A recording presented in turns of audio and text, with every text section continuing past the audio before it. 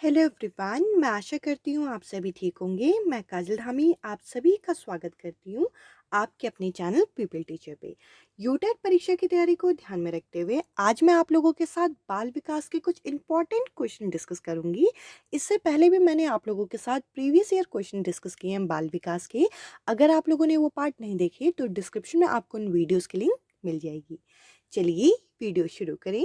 पहला क्वेश्चन हमारे सामने, टॉय एज रेफर्स टू कौन सी ऐसी एज ग्रुप होती है जिसको हम खिलौना उम्र के नाम से जानते हैं। पहला ऑप्शन हमें दे रखा है अर्ली चाइल्डहुड, जिसे हम पूर्व बाल्यावस्था के नाम से जानते हैं। अगला ऑप्शन हमें दे रखा है लेट चाइल्डहुड। इसके बाद हमें यहाँ पे दे रखा है बेबीहुड, जिसे हम बचपन के नाम से जानते हैं, या फिर ऑल ऑफ दीज। तो देखिए यहाँ पे हम लोगों को पूछा गया था कि टॉय एज कौन सी एज ग्रुप को बोला जाता है। तो देखिए टॉय एज जो होता है ये इसलिए नाम पड़ा हुआ है क्योंकि बच्चा यहाँ खिलौने के साथ बहुत ज़्यादा समय व्यतीत करता है। और ये अर्ली चाइल्डहुड को बोला जाता है, जो कि 2 से लेकर 6 वर्ष की एज ग्रुप मानी जाती है, जिसे हम प्री स्कूल एज के नाम से भी जानते हैं। यानी कि स्कूल जाने से जो पूर्व अवस्था होती है उसे हम प्री स्कूल एज या फिर अर्ली चाइल्डहुड बोलते हैं। इसको हम टॉय एज के नाम से भी जानते हैं। अब चलिए अगले क्वेश्चन को जरा डिस्कस करें। अगला प्रश्न हमारे सामने है। प्रश्न में हमसे पूछा गया है which of the following is not a sign of gifted child. यहाँ पे हमसे पूछा गया है निम्नलिखित में से कौन सा प्रतिभाशाली बच्चे के संकेत नहीं है। तो देखिए यहाँ पे पहला ऑप्शन हमें दे रखा है क्रियोसिटी, यानी कि उस बच्चे में जिज्ञासा होगी। अगला ऑप्शन हम लोगों को दे रखा है क्रिएटिविटी, यानी कि वो बच्चा रचनात्मक होगा। और नेक्स्ट ऑप्शन यहाँ पे हमें दे रखा है पुअर रिलेशनशिप विथ पीयर, यानी कि साथियों के साथ उसके जो संबंध होंगे वो अच्छे नहीं होंगे। या फिर ये बोल रखा है इंटरेस्ट इन एक्स्ट्रा रीडिंग, यानी कि उसे अतिरिक्त पढ़ने में रुचि होगी। तो देखिए यहाँ पे हमसे पूछा गया था कि इनमें से कौन सा साइन नहीं होता प्रतिभाशाली बच्चे का, यानी कि गिफ्टेड चाइल्ड का इनमें से कौन सा साइन नहीं होता। तो देखिए क्रियोसिटी उस बच्चे में होगी, इसके अलावा क्रिएटिविटी भी देखी जाती है, साथ ही साथ इंटरेस्ट होता है उसे एक्स्ट्रा रीडिंग का। तो देखिए ये तीनों ऑप्शन तो यहाँ पे हो नहीं सकते। इसके अलावा अगर हम सी ऑप्शन को देखें तो यहाँ पे बोल रखा है उस बच्चे के दूसरों के साथ अपने साथियों के साथ अच्छे रिलेशन नहीं होंगे। तो देखिए नॉट वाला ऑप्शन पूछा गया था, इस हिसाब से यहाँ पे सी जो ऑप्शन है ये करेक्ट बैठेगा इस क्वेश्चन का आंसर। अब चलिए अगले क्वेश्चन को जरा डिस्कस करें। अगला प्रश्न हमारे सामने है। यहाँ पर हमें एक कथन दे रखा है जिसमें ये बोल रखा है individual learn from his own mistake, यानी कि व्यक्ति स्वयं की गलतियों से सीखता है। ये स्टेटमेंट कौन सी लर्निंग थ्योरी पे बेस्ड है ये हमसे पूछा गया है। पहला यहाँ पे इनसाइट थ्योरी, इसके अलावा है ट्रायल एंड एरर, अगला यहाँ पे इंस्ट्रूमेंटल कंडीशनिंग, या फिर क्लासिकल कंडीशनिंग।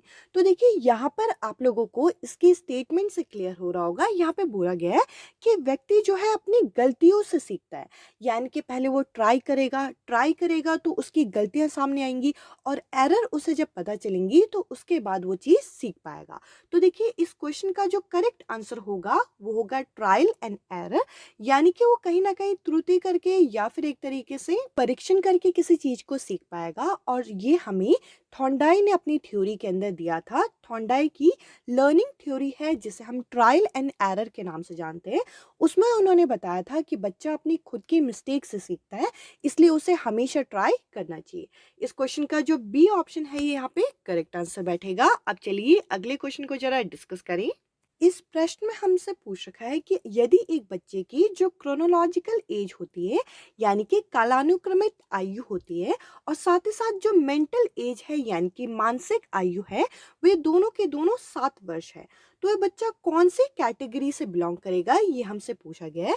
पहला यहाँ पे ऑप्शन है या तो वो बच्चा जीनियस होगा, या फिर है सुपीरियर इंटेलिजेंट, या फिर है एक नॉर्मल इंटेलिजेंट, या फिर बिलो नॉर्मल इंटेलिजेंट। देखिए यहाँ पे जो उसकी क्रोनोलॉजिकल एज है वो उसके मेंटल एज के बराबर है, यानी कि इस हिसाब से हम कह सकते हैं कि वे बच्चा एक नॉर्मल इंटेलिजेंट का है, यानी कि सामान्य बुद्धि का है, क्योंकि उसकी क्रोनोलॉजिकल और उसकी मेंटल एज जो है वे बराबर है।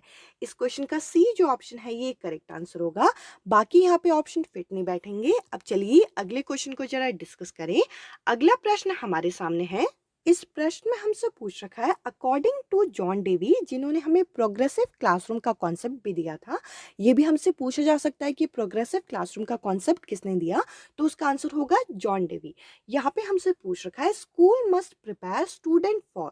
यहाँ पे पूछा गया है कि छात्रों को स्कूल में किस तरीके से तैयार करना चाहिए। तो यहाँ पे पहला यहाँ पे ऑप्शन है उनकी प्रेजेंट लाइफ यानी कि वर्तमान जीवन को ध्यान में रख के, या फिर उनको एंटरप्रेन्योरशिप बनाने के लिए हमें उन्हें फोकस करना चाहिए, या फिर अगला है कि उनके फ्यूचर लाइफ को ध्यान में रख के उन्हें तैयार करना चाहिए, या फिर उन्हें रिसर्च के लिए यानी कि अनुसंधान के लिए हमें तैयार करना चाहिए।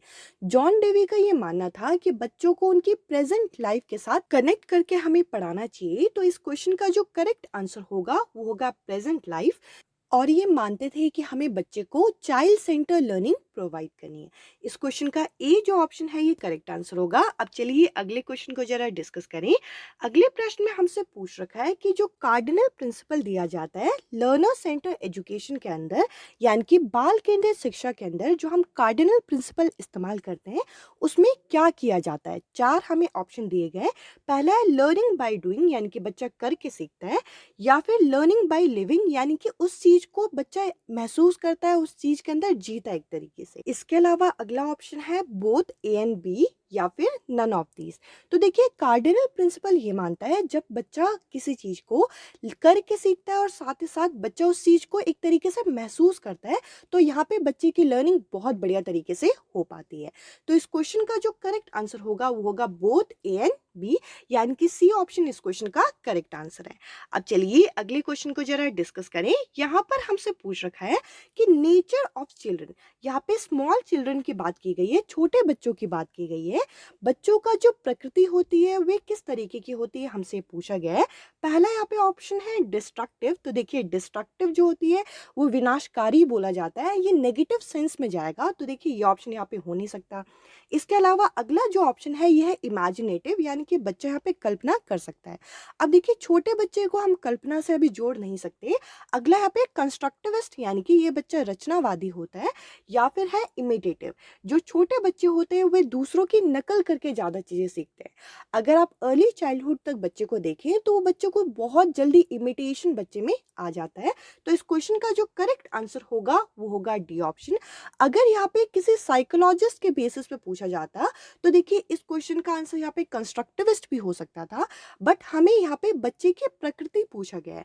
तो बच्चे की जो प्रकृति होती है वो यहाँ पे इमिटेटिव होती है, यानी कि वे दूसरों को नकल करके किसी चीज को जल्दी सीख पाता है।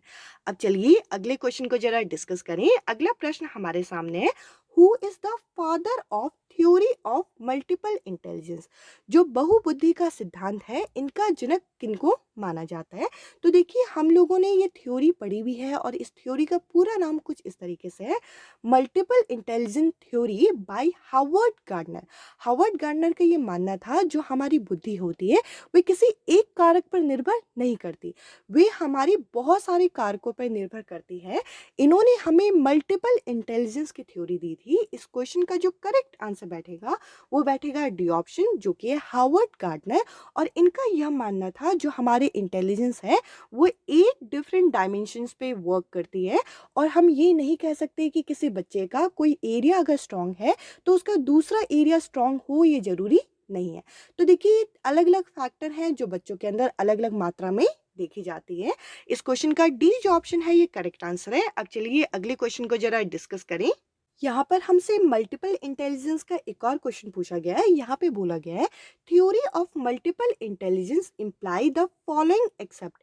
इनमें से कौन सा ऐसा है जिसमें बहुबुद्धि सिद्धांत नहीं लगेगा, यानी कि बहुबुद्धि सिद्धांत के अनुसार इनमें से कौन सा ऑप्शन नहीं होना चाहिए एक्सेप्ट हमसे पूछा गया है। अगर आप सारे ऑप्शन को यहाँ पे रीड करते हैं तो आपको डी ऑप्शन यहाँ पे मिलेगा, जिसमें यहाँ पे लिखा है इमोशनल इंटेलिजेंस। जो हमारी भावनात्मक बुद्धि होती है उसका आईक्यू पे कोई फर्क नहीं पड़ता। देखिए इंटेलिजेंट क्वेश्चन जो होता है वो हमारा एक तरीके से रेशियो माना जाता है मेंटल एज और क्रोनोलॉजिकल एज का। तो देखिए यहाँ पे ये बोला गया है कि जो इमोशनल इंटेलिजेंस इंटेलिजेंस है उसका आईक्यू पे कोई फर्क नहीं पड़ेगा, ये यहाँ पे ऑप्शन गलत बैठता है मल्टीपल इंटेलिजेंस के थ्रू।